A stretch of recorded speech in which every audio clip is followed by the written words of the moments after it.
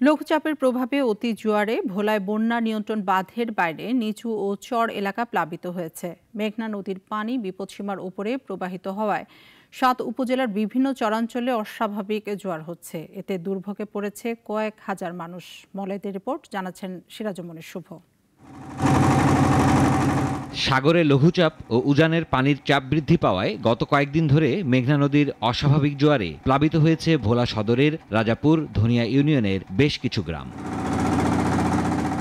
দুই বেলা জোয়ারের পানি ঢোকায় বেড়িবাঁধের বাইরে প্রায় ৫,০০০ পরিবার এখন পানিবন্দী।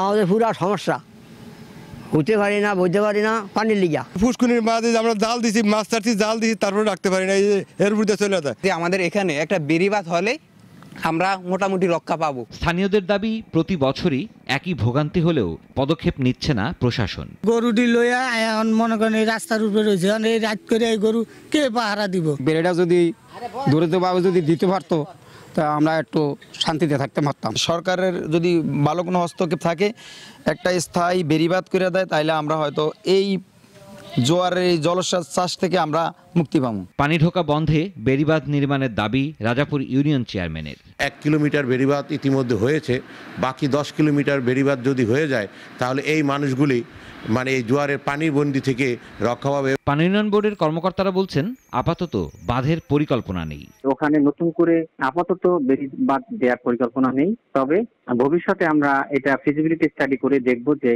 বেড়িবাঁধ এবং নদীটি সংরক্ষণ কাজের জন্য কি ধরনের কাজ হাতে নেওয়া যেতে পারে। শুধু ভোলা সদর নয়, জেলার দৌলত খানের মদনপুর, মেদুয়া, তজুমুদ্দিনের চর, লালমোহনের কচুয়াখালীর চর, চর ফ্যাশনের ঢাল চর, মনপুরার কলাতলির চর সহ বহু গ্রামের মানুষ পোহাচ্ছেন একই দুর্ভোগ। সিরাজুমনি শুভ, নাগরিক। একমাত্র ওয়ালটন এসি দিচ্ছে 1 বছরের রিপ্লেসমেন্ট গ্যারান্টি এবং কম্প্রেসারের 10 বছরের গ্যারান্টি।